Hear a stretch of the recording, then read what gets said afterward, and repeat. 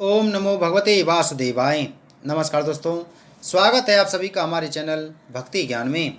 दोस्तों, आज मैं आपको चैत्र कृष्णा एकादशी पापमोचनी एकादशी व्रत की कथा सुना रहा हूँ। धर्मराज युधिष्ठिर बोले कि हे भगवान, आपने फाल्गुन मास के शुक्ल पक्ष की एकादशी का महत्व सुनाया। अब कृपा करके चैत्र मास के कृष्ण पक्ष की एकादशी के बारे में बताइए। उसका क्या नाम है, कौन से देवता की पूजा की जाती है और उसकी विधि क्या है। भगवान कृष्ण कहने लगे कि हे राजन, यही प्रश्न एक समय राजा मानधाता ने लोमस ऋषि से पूछा था और जो कुछ उन्होंने उत्तर दिया था वही मैं तुमसे कहता हूँ। लोमस ऋषि कहने लगे, हे राजन, इस एकादशी का नाम पाप मोचनी है। इसके करने से अनेक पाप नष्ट हो जाते हैं। अब इसकी कथा सुनो। प्राचीन समय में कुबेर का चैत्ररथ नाम का एक बाग था। उसमें गंधर्वों की कन्याएं किन्नरों के साथ विहार करती थीं। वहाँ अनेक प्रकार के पुष्प खिल रहे थे। उसी वन में अनेक ऋषि तपस्या कर रहे थे। स्वयं इंद्र भी चैत्र और वैशाख मास में देवताओं सहित वहाँ आकर क्रीड़ा किया करते थे। वहीं अपने आश्रम में मेधावी नाम के एक ऋषि भी तपस्या करते थे। वे शिव के परम भक्त थे। एक दिन मंजू घोषा नाम की अप्सरा ऋषि को मोहित करने का विचार कर भय के मारे उनके समीप तो नहीं गई, परंतु दूर बैठकर वीणा पर मधुर गीत गाने लगी। उसी समय कामदेवी मेधावी ऋषि को जीतने के लिए तैयार हुआ। उन्होंने उस सुंदर अप्सरा के भ्रू को धनुष, कटाक्ष को डोरी, नेत्रों को संकेत और कोचों को कुरी बनाकर मंजू घोषा को सेनापति बनाया। उस समय मेधावी ऋषि भी युवा और हष्ट पुष्ट थे। साथ ही यज्ञोपवी तथा दंड धारण किए हुए ब्रह्म तेज से युक्त थे। मंजू घोषा ऐसे सुंदर ऋषि को देखकर उनकी सुंदरता पर मुग्ध हो गई और अपने गीत, चूड़ियों और नुपुरों की झनकार तथा नृत्य कला द्वारा हाव भाव दिखाकर मुनि को रिझाने लगी। कुछ समय तक यही क्रम चलता रहा और अंत में कामदेव ने ऋषि को पराजित कर दिया।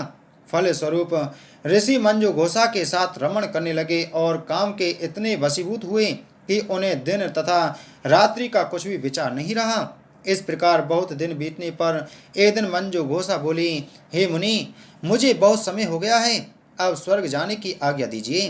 तब मुनि बोले, आज इसी संध्या को तो आई हो, प्रातःकाल होने तक चली जाना। मुनि के ऐसे वचन सुनकर अप्सरा कुछ समय तक और रुकी।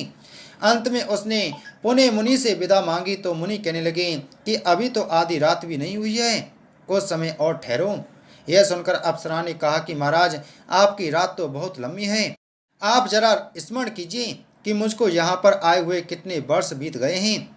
उस अप्सरा की यह बात सुनकर मुनि ने समय का विचार किया तो ज्ञात हुआ कि अप्सरा के साथ रमण करते हुए उसको 57 वर्ष 7 मास और 3 दिन बीत गए। ज्ञान होते ही वह अप्सरा उनको काल के समान प्रतीत हुई। मुनि अत्यंत क्रोधित हुए और उनकी आंखों से ज्वाला उत्पन्न होने लगी। वे बोले, मेरे कठिन परिश्रम से की गई तपस्या को तूने नष्ट कर दिया। तू महापापनी और दुराचारणी है, तुझे धिक्कार है। तूने मेरे साथ घात किया है, इसलिए मैं तुझे श्राप देता हूँ कि तू पिशाचनी हो जा। मुनि के श्राप से मंजू घोषा तत्क्षण पिशाचनी हो गई। फिर वह भयभीत होकर मुनि से प्रार्थना करने लगी कि महाराज, इस श्राप का किसी प्रकार निवारण कीजिए। अप्सरा के दीन वचन सुनकर मुनि बोले कि अरे दुष्ट, यद्यपि तूने मेरा बहुत अनिष्ट किया है, परंतु फिर भी मैं तुझे श्राप से मुक्त होने का उपाय बतलाता हूँ।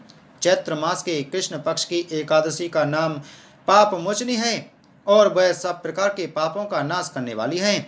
उसका वक्त व्रत करने से पिशाच योनि से तेरी मुक्ति होगी। ऐसा कहकर मेधावी ऋषि अपने पिता च्यवन ऋषि के आश्रम में चले गए।